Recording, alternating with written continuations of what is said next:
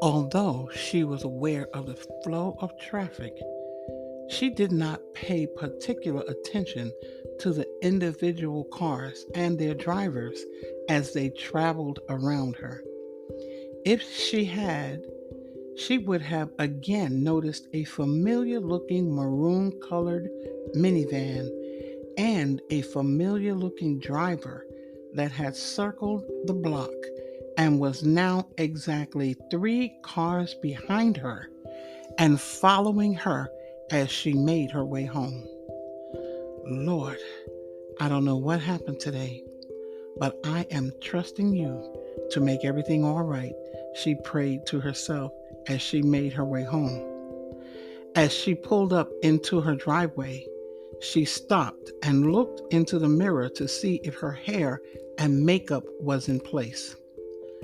Laughing at herself, she reapplied a light coating of lipstick and using her hands brushed her hair into place and exited her car. As she walked up her driveway towards her house, she noticed a group of her neighbors huddled together and wondered if she had missed a block meeting since they didn't wave back at her when she waved to them. Great, she thought. Now I have to talk to old man Weinstein to see what I missed. Whatever, I'll deal with that later. Again, if she had taken the time to look around her before she walked into her house, she would have noticed a familiar looking maroon colored minivan with a familiar looking driver slowly passing her house. She would have also been surprised that the driver was punching himself in the head. Before she could put her key into the door, her oldest child opened the door and just stood looking into her face. Her anxiety was immediately washed away by the unblemished image of her son standing in front of her. Knowing he was not physically harmed by anyone or anything, he looked deep into her eyes, searching her face, knowing the distress she had endured since hearing from the coach that he was being sent home. He was so ashamed and embarrassed that he had been caught in this predicament and had to inconvenience his mother. There weren't words enough to express his feelings to her. As he had waited for her to arrive, he had tried to search for the words he would use to apologize and found there weren't any that could convey his emotions and shame. He told this to the coach, hoping he would help him find the right words, but Will told him he had to find the right words on his own. His love for his mother and God caused him to feel such a strong feeling of repentance that he prayed before his mother came home, asking God to guide everyone's thoughts and words. Looking into his mother's eyes, he knew his prayers had been answered, and he stepped back into the house, allowing her to enter. Looking at her son, she felt her anxiety slipping away and being replaced by relief. Whatever had happened in school, she was sure he had a reasonable explanation. After all, Matt was not the kind of kid to get into mischief. So she silently thanked God for bringing her son home safe.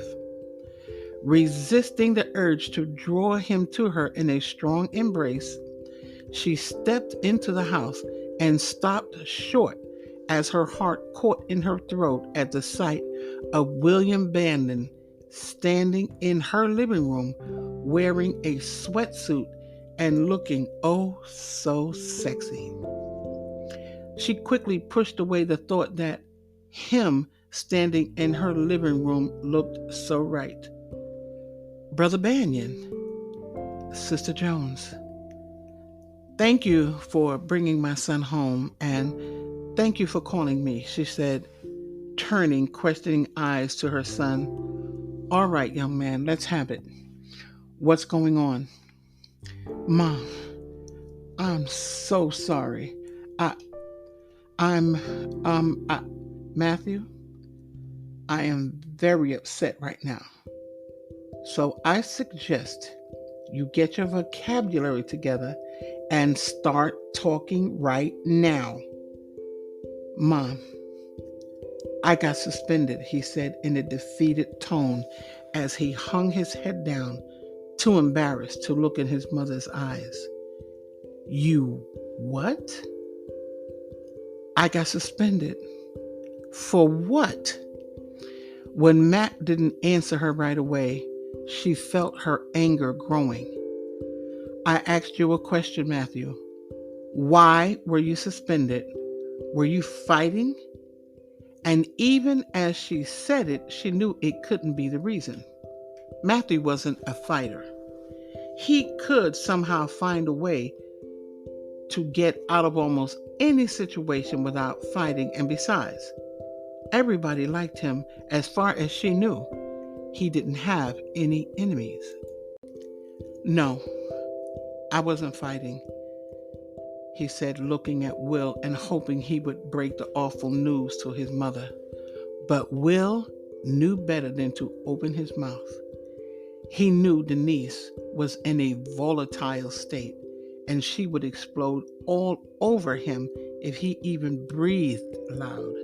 So no way was he going to interfere in this mother-son moment. It was bad enough he had interfered as much as he already had. He couldn't, however, help but notice how beautiful she looked standing there, her eyes blazing at her son. From the moment she had walked in the door, he had seen a range of emotions wash over her. Relief when she saw her son was safe. Disappointment when she found out he had been suspended, and now anger. And he had to admit she had never looked more appealing. He took a step back so that Matt could get the clear message that he was on his own. Matthew, shouted Denise, tired of his hesitance, start talking right now. I got suspended because security saw me in the stairway with a girl. What did you say? Mom, I'm sorry. I was in class when Danny asked me if she could talk to me and went to see what she wanted, and she started telling me about how she gave her heart to God. And did you say you were in class when she called you out? Yes, ma'am. So you and Danny were in the stairway when you were supposed to be in class? Yes, ma'am. So technically, you were cutting class? Yes, ma'am. So you got suspended for cutting class? No, we didn't get suspended for cutting class. So what did you get suspended for? We were kissing. Matthew Jones. I know, Ma. I'm sorry. Stop talking. We'll deal with this later. What I want to know now is why the school didn't call me when you were suspended, and why Will was called to bring you home. Seeing how badly Matt was handling things, Will thought he had better speak up before he got him kicked out of his mother's house and her life before he even got in. Denise, can I say something? No, you can't. I'm talking to my son, if you don't mind. I'll talk to you in a minute. Matthew, you know the rules of this house. You know that in any emergency at your school, I am to be called, right? Yes, but no, Matthew. There aren't any buts. You know the rules. How dare you disobey me? You, Matthew, you of all people know how important it is for you to be obedient. You know what I'm going through with the other kids. And if you start doing whatever you like, what do you think the other kids are going to do? Denise was so angry, she had started pacing back and forth, folding and unfolding her arms across her chest in exasperation. Will wanted to go to her and try to calm her down, but knew that in her present state, he had better just stand still and keep his mouth shut. I know everyone in that office. I know all of them, and they know me. Why would they call a stranger up to the school for my children and not call me? Why is that, Matthew? You are a minor, and before a child can be released into the custody of someone other than that child's parent, that person's name must be submitted on the emergency contact list. Isn't that right, Mr. Banyan? Yes, of course it is. Is your name on my child's emergency contact list? No, it is not. So, can the two of you tell me why you were called to bring my child home from school and not me? Don't get me wrong. I appreciate you bringing him home and calling me, but I still want to know why you were called. Can you explain that to me, Matthew? Ma, they were going to call you, but I asked them not to. I asked them to call a coach. You what? Oh, you are just chock full of surprises today, aren't you, Maddie? Mom, can I say something?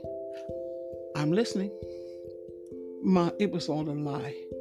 Danny deliberately set me up for that little scene in the stairway, and she set me up by acting like she liked me so she could get back at Vet and Net. She doesn't really like me. She never did. And she told everybody that we were doing in the hallway so they could know I got suspended. And Net was going to fight her, but Vet calmed her down. And when the guard saw it was me in the stairway, she said she didn't want to suspend me, but she couldn't show favoritism. And she was going to call you, Mom, but I thought it would have been too much for you to come to the school and hear that I was in the hallway making out with somebody. So I asked them to call the coach because I had never been so embarrassed in all my life. I didn't want you to see me, and I'm sorry. I'm I'm really sorry. Denise stood looking at her son and her heart melted. She had never given her a minute's trouble before, and she knew he had really liked Danny.